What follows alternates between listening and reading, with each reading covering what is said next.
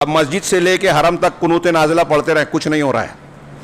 ہر روز نئی خبر آتی، وہاں مسلمان مارے جا رہے ہیں، وہاں حملہ ہوا، وہاں بم گرایا جا رہا ہے، شام میں اتنے قتل، اتنی مسجدیں، اتنے لوگ، اتنی پراپرٹیز، اتنے لوگ بے گھر ہو گئے، بچے جو ہے کھانے کے لیے ترس رہے ہیں. فلسطین کا معاملہ 60 سال سے زیادہ سے چل رہا ہے، اور فلاں جگہ اور فلاں جگہ، ہر روز نئی خبر.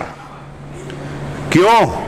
پورے عالم اسلام میں دیکھ لیجئے، سعودی عرب کو چھوڑ کر میرے علم کے مطابق، اور شاید ایک آدھ جگہ کم ملے، آپ کو کوئی ملک ایسا نہیں ملے گا جہاں کھلے عام قبر پرستی، خانقاہیت، بدعت اور خرافات نہ ہوتی ہو. کوئی ملک، ہندوستان، پاکستان، سوڈان، مصر، دبئی اور شارجہ اور فلاں لبنان، تصوف کی گندگی، بت پرستی اور قبر پرستی کی گندگی، کھلا شرک اکبر. جب اتنے کھلے عام شرکیات پائی جاتی ہے تو اللہ کی مدد کہاں سے آئے گی؟ اب آپ اتحاد کی بات کر رہے ہیں، کہاں سے اتحاد ہوگا؟ ایک آدمی کہہ رہا ہے کہ وہ شرک کر رہا ہے، شرک اکبر کرنے والا لا الہ الا اللہ سے باہر نکل گیا، اسلام سے باہر ہو گیا. اب جو شرک اکبر کر رہا ہے اور جو توحید کی دعوت دے رہا ہے، دونوں ایک کیسے ہو سکتے ہیں؟ تمام انبیاء کی دعوت کا آغاز توحید کی تعلیم سے اور شرک سے ممانعت، اور ہم وہی شروع نہیں کرتے، دنیا کی بات کر رہے ہیں. یہ کر لو، وہ کر لو، میمورنڈم دے دو، کانفرنس کر لو، تنظیم بنا لو، متحدہ محاذ بنا لو، کل جماعتی تنظیم بنا لو، سب ٹھیک ہے. لیکن اگر آپ کا عقیدہ صحیح نہیں ہے، آپ کے عمل میں، عقیدے میں اگر شرک ہے، خرافات ہے، اللہ اور اس کے رسول کی مخالفت ہے، حرام خوری ہے، کمزوروں پر ظلم ہے، تو اللہ کی مدد نہیں آئے گی، طے ہے. اور اللہ کی مدد نہیں آئے گی تو دنیا کی چھوٹی چھوٹی طاقتیں بھی ہم کو نقصان پہنچائے گی، اور پہنچا رہی ہیں. کوئی نہیں بچا سکتا، اللہ بچا سکتا ہے، لیکن اللہ سے بچانے کے راستے ہیں، وہ ہم قبول کرنے کے لیے تیار ہی نہیں ہیں. اتحاد و اتفاق کا راستہ کیا ہے؟ صحیح عقیدہ، صحیح منہج کی ترویج کی جائے.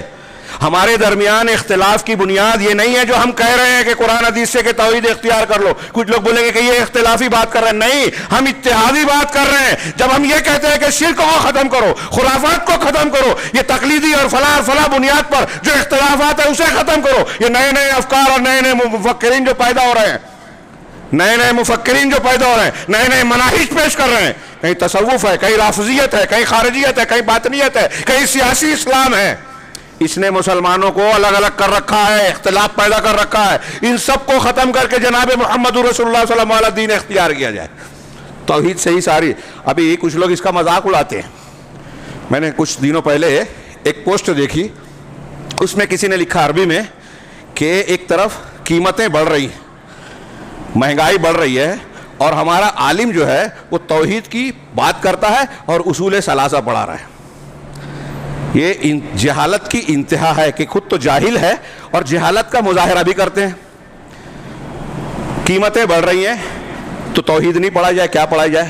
قیمتیں اگر بڑھ رہی ہیں، ہم اس سے پہلا سوال کریں جواب دینے سے پہلے کہ آپ کہہ رہے ہو کہ قیمتیں بڑھ رہی ہیں اور آپ توحید کی بات کر رہے ہو، اصول ثلاثہ پڑھو، مطلب توحید کی بات نہیں کرنی چاہیے. اگر قیمتیں بڑھ رہی تو کیا کرنی چاہیے؟ قیمتیں اگر بڑھ رہی ہیں تو کیا کرنا چاہیے؟ جلوس نکال کے زندہ باد مرد آباد کرنا چاہیے؟ ابھی کیرلا میں 5 کروڑ سے زیادہ کا ہرجانہ لگ گیا کورٹ سے مظاہرہ کرنے والوں کا، ہڑتال کرنے والوں کا.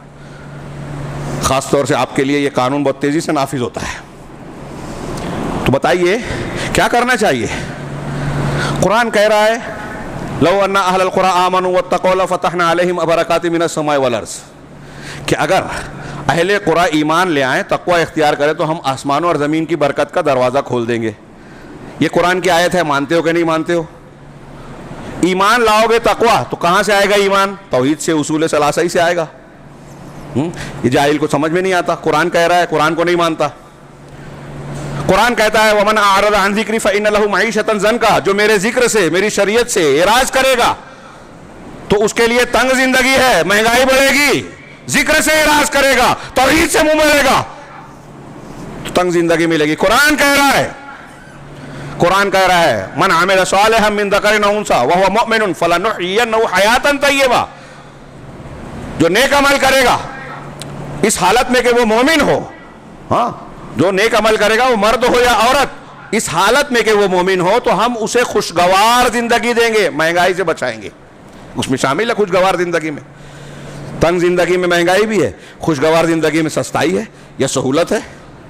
تو کس کی بنیاد پر ملے گا؟ ایمان اور عمل صالح. دنیا بھی سدھرے گی، آخرت بھی سدھرے گی. اور میں نے عرض کیا کہ تمام نبی کریم صلی اللہ علیہ وسلم نے انتہائی برے سماج کو 23 سال میں ٹھیک کر دیا اپنی دعوت سے. تو جو طریقہ آپ کا تھا اسی طریقے کو اختیار کیا جائے. تمام انبیاء کا یہی طریقہ رہا.